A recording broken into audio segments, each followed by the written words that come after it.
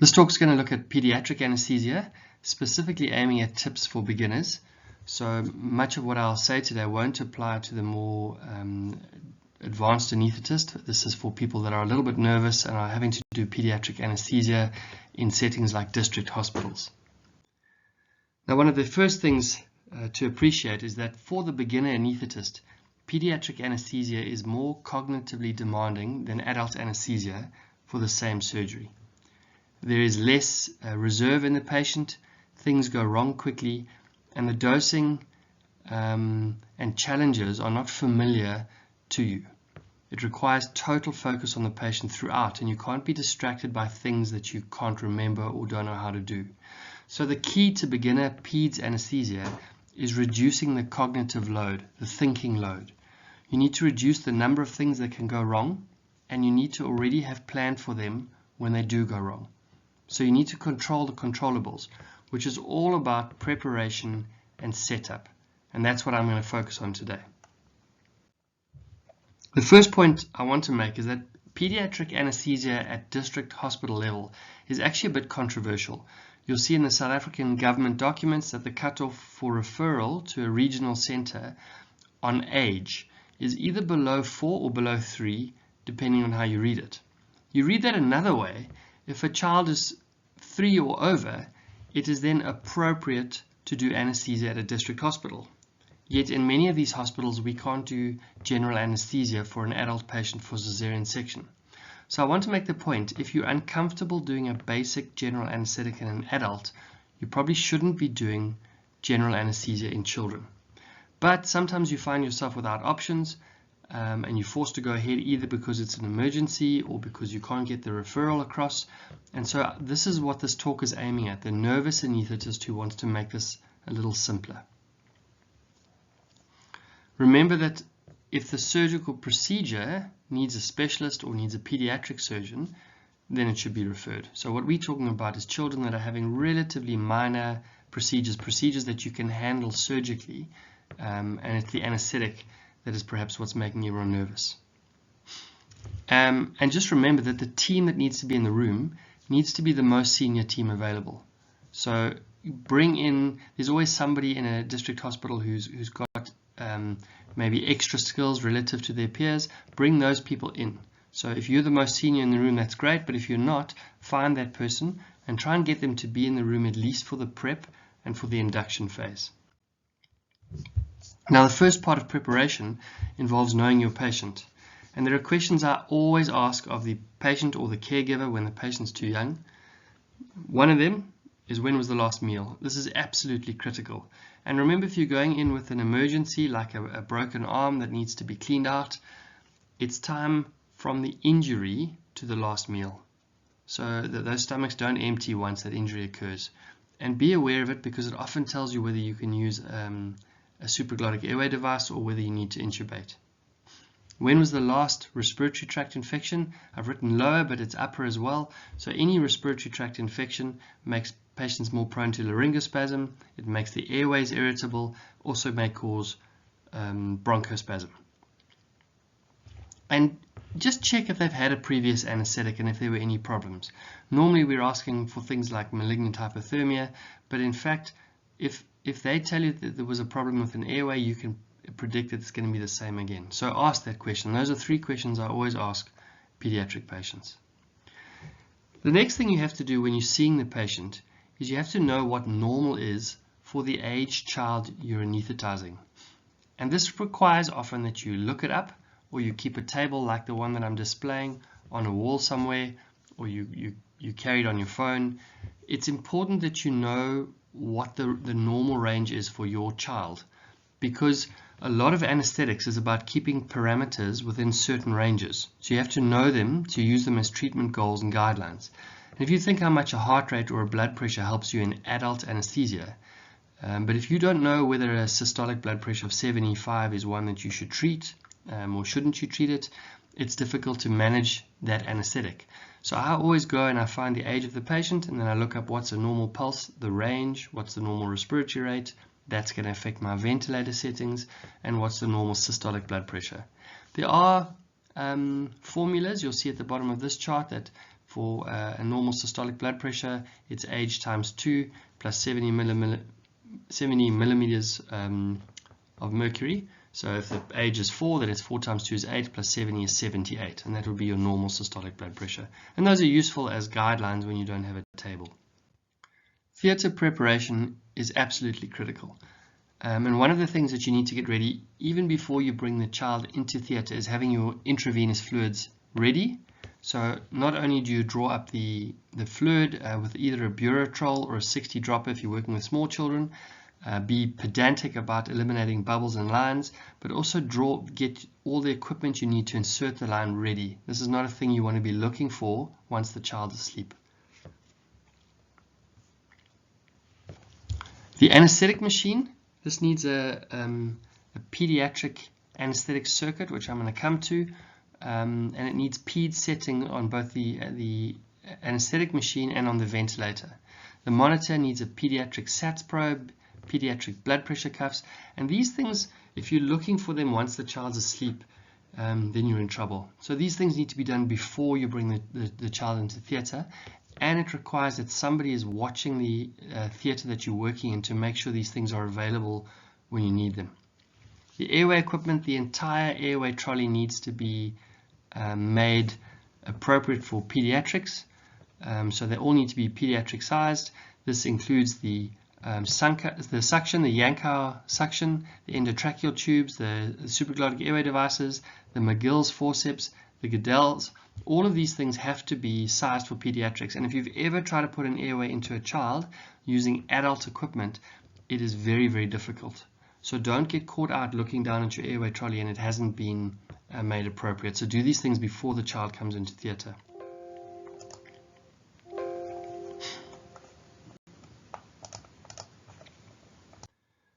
Should you use this type of circuit on your anesthetic machine? This is called a Jackson-Rees or a Mapleson E. We commonly call it a T-piece. Or should you use the pediatric circuit? Now, the older anaesthetists will know that we were taught to use a T-piece when children were below 25 kilograms. And this was due to resistance in the old anesthetic circuits. But the modern machines have such low resistance that this is not really an issue anymore. So it comes down to personal preference.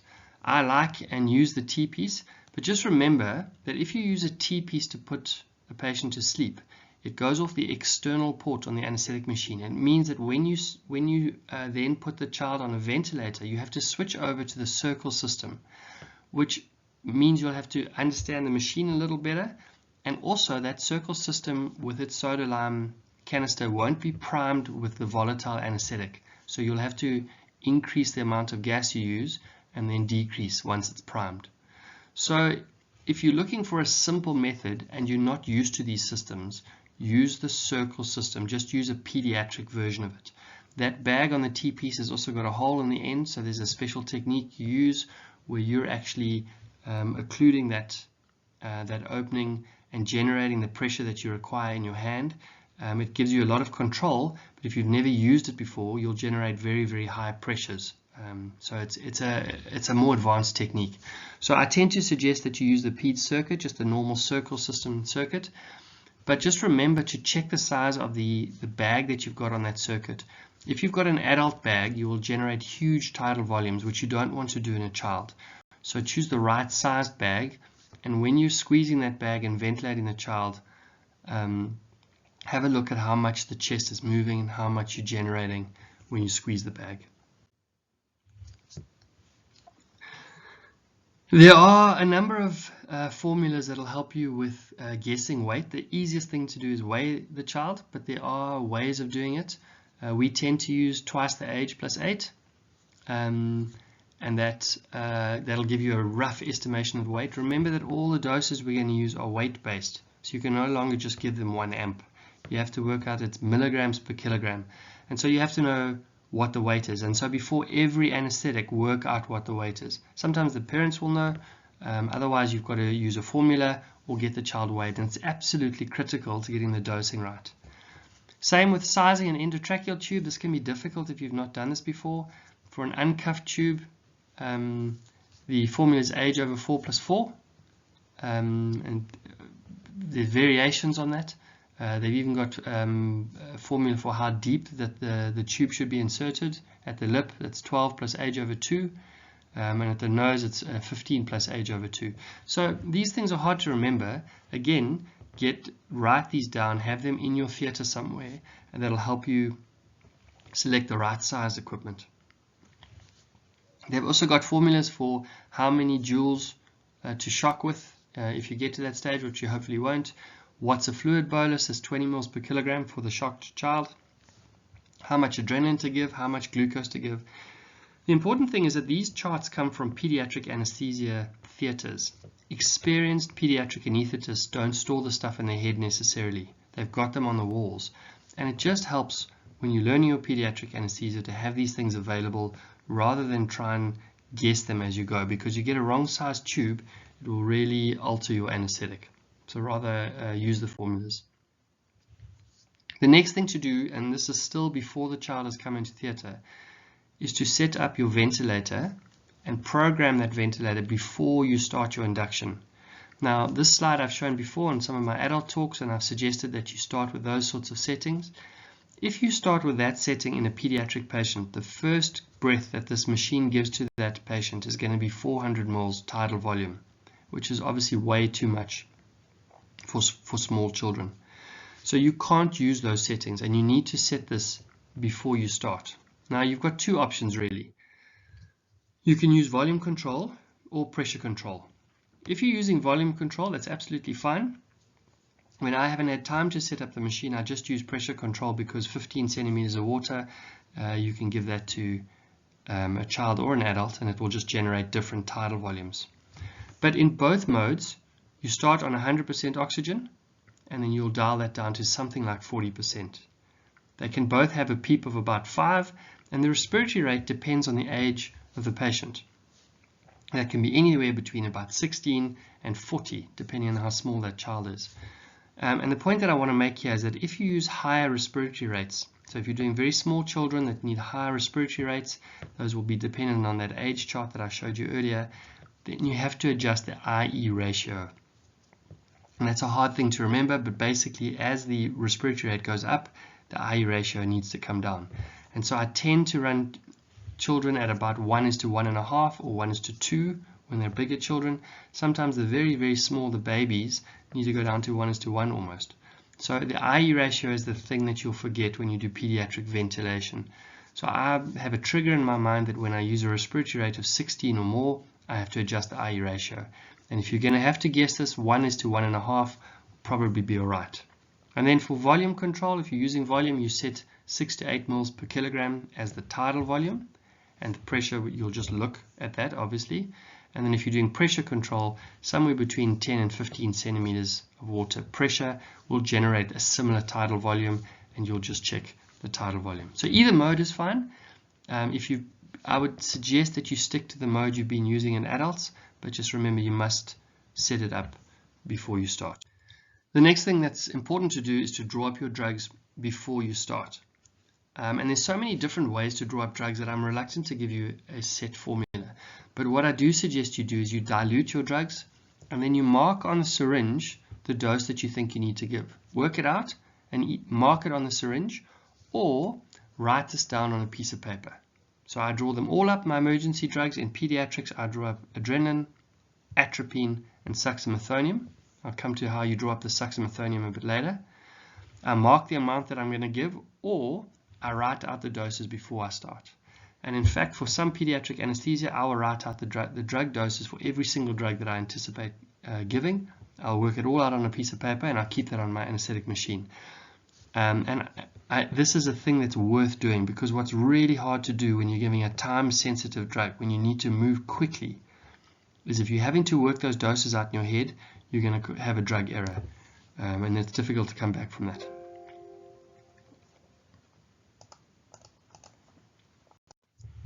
Drug doses are not things you can store in your head. This is the first page of about 5 pages that are up on our theatre walls in the pediatric theatres in the tertiary hospital, and I don't attempt to remember them. I go to the charts, or I look on my phone for the doses where I've got these things stored. So don't try and memorize them. You're allowed to cheat, laminate these things and stick them up on the wall. They are absolutely critical. For adrenaline, the dose of adrenaline in emergency is 10 micrograms per kilogram. You are not going to be able to, if I tell you there's a 17 kilogram child, now I want you to give 170 micrograms, how have you drawn it up in a way that you can give it? And there are lots of ways to give this, and they tend to be institution specific.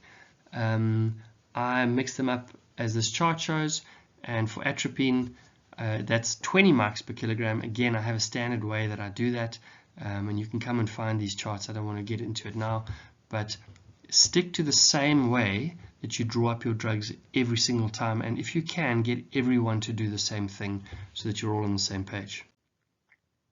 This is another way to draw up adrenaline. I'm just putting this up, so if you want to come back to this, you can. This is a way of drawing up adrenaline infusions, where you put milligrams per kilogram into a syringe, and then you know that each mil per hour is 0.1 mics per kilogram per minute. Again, this doesn't suit everyone. There are lots of ways to do this. Just make sure that you're prepared and you know, if I have to give an infusion of this rate or a bolus of this rate, how do I go about doing it? Should you put your IV line in before you induce for anesthesia? Most pediatric anesthetists don't. They will put the patient to sleep and then insert the IV line. But I would consider doing this if you're new at this, because if you've got a line up before you start, gives you a lot of options, and emergencies when you don't have a drip in are difficult. If you're going to put the child to sleep with gas without a line, make sure you've got 2 skilled operators in the room. I think this is absolutely essential. One of you only watching the anesthetic and a different person putting up the line.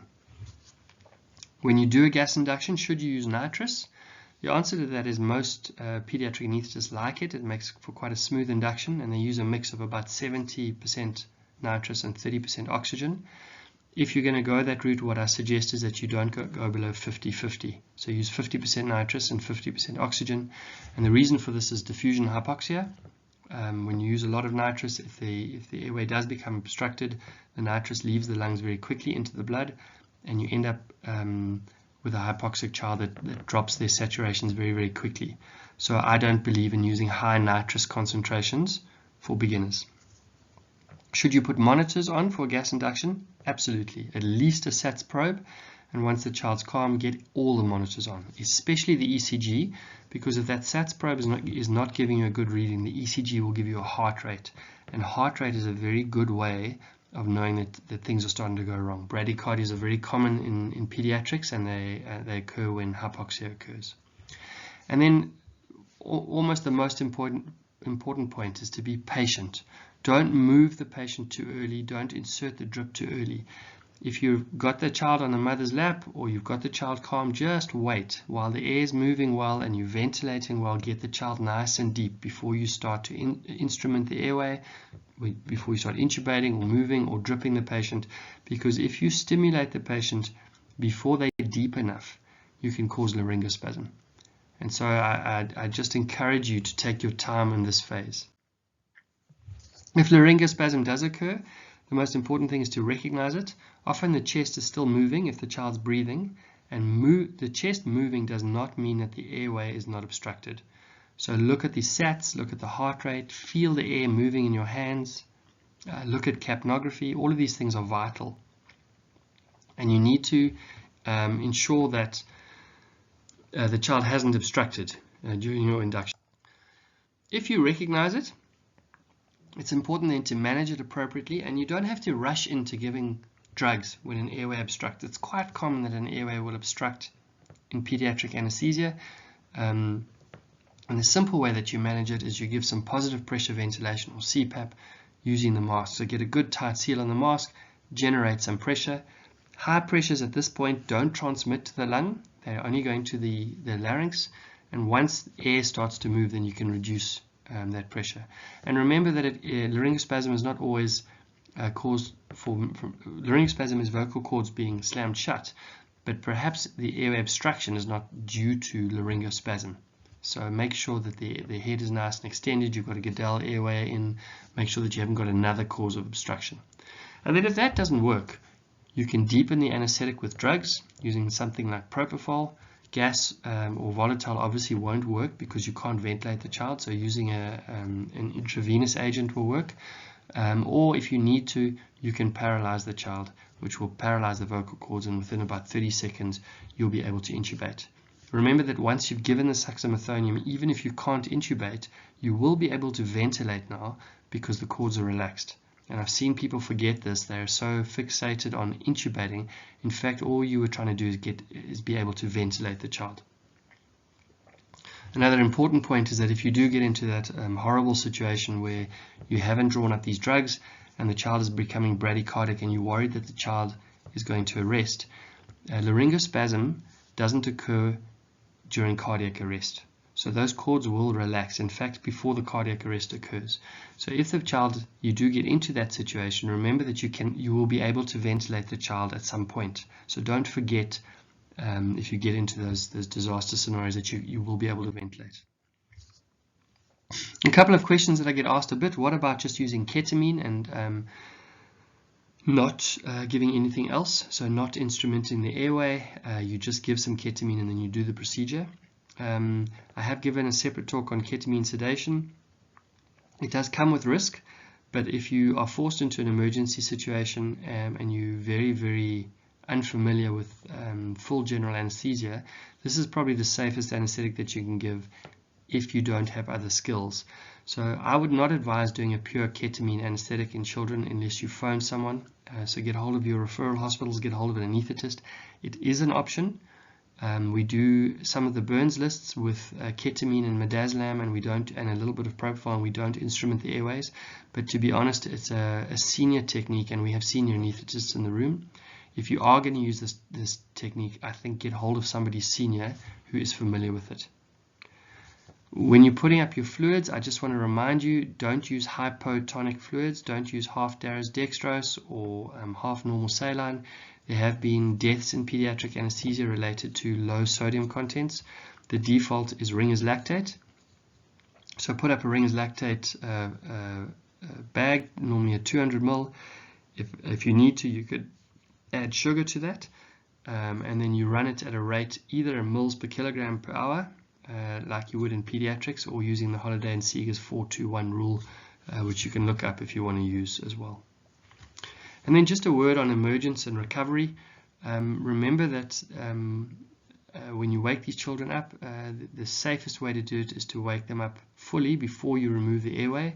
So we tend to suction them deep while they're still deep under anesthesia, get rid of all the saliva and secretions and blood if there is any, and then you use a no-touch technique. You just allow the child to wake up very slowly, and once they're wide awake, then you remove the airway.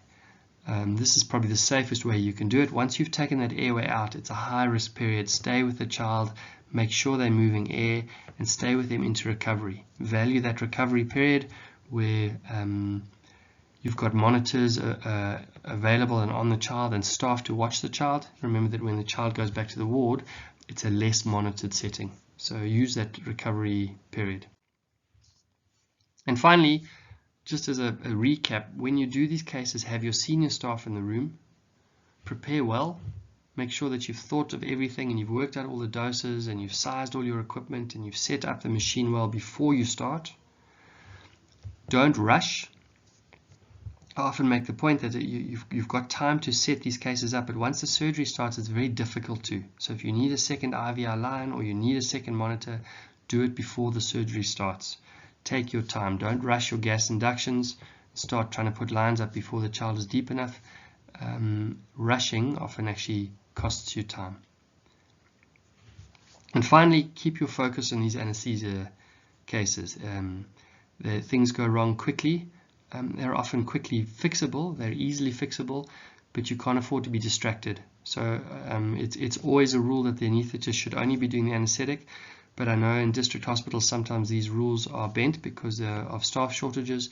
It can't be bent in pediatric anesthesia. You have to be your only role has to be watching the pediatric case. And I think that these rules are there, or these guidelines are there really just to help you simplify what you're doing, and hopefully you can do pediatric anesthesia safely and simply. Thank you.